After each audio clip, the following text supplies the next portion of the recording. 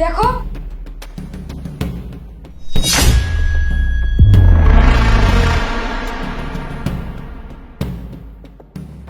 এই দাঁড়া, তুই যা করছিস বুঝে করছিস তো? তুই কি জানিস এটা করলে তোর কি হতে পারে? ফুবি, তুমি আমাদেরকে এত কষ্ট কেন দাও? আল্লাহকে তোমাকে দয়া মায়া দেয়নি? এই, একদম বেশি কথা বলবি না। আমি ভালোই আছি, আর আমি যা করছি একদম ঠিক করছি। তোরাই তো আমার কোনো কথা শুনছিস না। আমার কথা শুনলে তো আর তোদের এমন অবস্থা হতো না। আমি বলছি তোরা এখান থেকে ভালোভাবে চলে যা, কিন্তু তোরা তো যাচ্ছিস না। তোরা যতদিন এখানে থাকবি আমি এভাবেই তোদেরকে কষ্ট দিব। না না ফুবি, তুমি এরকম কিছু করো না। আমার মায়ের অনেক কষ্ট হয়, তুমি আমার মাকে ছেড়ে দাও। আমি ঠিকই করছি, শুধুমাত্র তোদের জন্য আমি আমার ভাইকে হাতের মুঠে আনতে পারছি না। তোরা এখানে থাকলে আমার ভাইয়ের সম্পত্তি ভাগ হয়ে যাবে, আর সেটা তো আমি চাই না। এই সব কিছুর মালিক হবো আমি আর আমার স্বামী। তাই আমি চাই না তোরা এখানে থাক। তাই আমি তোদেরকে এমন কষ্ট দেব যাতে তোরা এখান থেকে চলে যাস। আর তোরা যদি আমার ভাইয়াকে কিছু বলিস, তোদেরকে আমি জানে মেরে দেবো, তাই না তুহিন? হ্যাঁ, তুমি একদম ঠিক বলেছো। আরে শোন, একদম চুপ করে থাকবি, তোর বাবাকে কিচ্ছু বলবি না।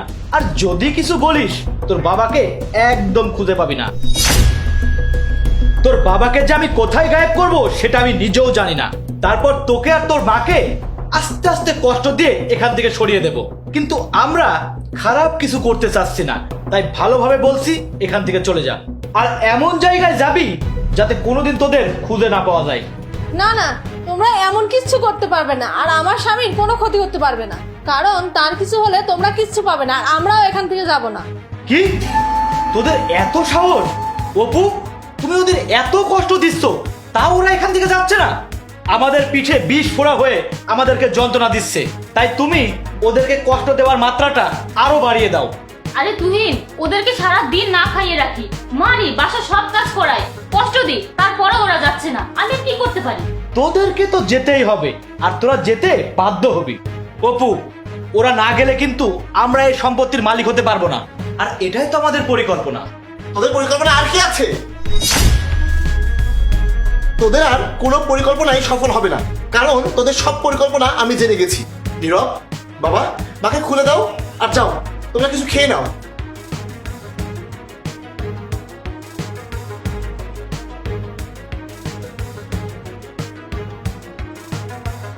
এইবার তুই বল, তোর আর কি কি পরিকল্পনা আছে? ওই ভাইয়া, আমাদের তো কোনো পরিকল্পনা নেই। তুমি এসব কি বলছো? আর তুমি এখন বাসায় এসেছো কেন? আমি কেন এখন বাসায় আসলাম তুই সেটা বুঝতে পারিসনি, তাই না?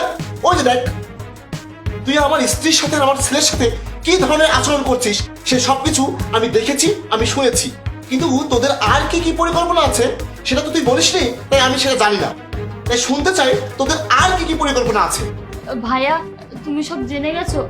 ভাইয়া, আমরা ভুল করে ফেলেছি, তুমি আমাদেরকে ক্ষমা করে দাও। মাফ করে দেবো? মাফ করে দেবো আমি তোকে? তোর মতো একটা কালনাগিনী বোনকে? তুই কি ভেবেছিস আমার স্ত্রী সন্তানকে কষ্ট দিয়ে অত্যাচার করে এই বাড়ি থেকে বের করে দিয়ে আমার সম্পত্তির মালিক হবি তুই আর তোর স্বামী? আরে অপু, তুই এটা জানিস না, পাপ বাপকেও ছাড়ে না। আরে বোন, আমি সংসার করি, আমার স্ত্রী সন্তান আছে, সেটা তো আমার বাসা থেকে ওদেরকে বের করে দেওয়ার জন্য না। আরে বোন, আমি এই পরিবারের জন্য এত কিছু করছি, তুই আর তোর স্বামী আমার ঘাড়ে বসে খাচ্ছিস, আর তোরা কিনা পরিকল্পনা করে আমার স্ত্রী সন্তানকে বাসা থেকে বের করে দিয়ে আমার সম্পত্তির মালিক হতে চাচ্ছিস। তুই নিজে একটা মেয়ে হয়ে অন্য একটা মেয়ের সংসার ভাঙতে চাচ্ছিস।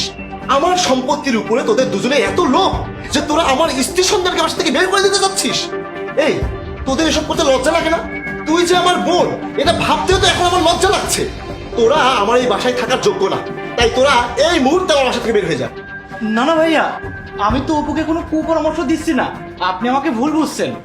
ভাইয়া, আমাদেরকে আর একটা সুযোগ দাও, আমরা ভালো হয়ে যাব, আমরা কখনো এমন কিছু করবো না। তুই, তোমরা দুজন যে অন্যায় করেছো তার প্রমাণ আমার কাছে আছে, আমি সবকিছু রেকর্ড করে রেখেছি। আমি কিন্তু চাইলে পুলিশের হাতে তোমাদেরকে তুলে দিতে পারি, কিন্তু আমি সেটা করছি না, কারণ অপু আমার বোন। কিন্তু এত অন্যায় করার পরে আমার বোন হলেও আমি তাকে আর আমার বাসায় রাখবো না। যাও, তোমরা এই মুহূর্তে আমার কাছ থেকে চলে যাও।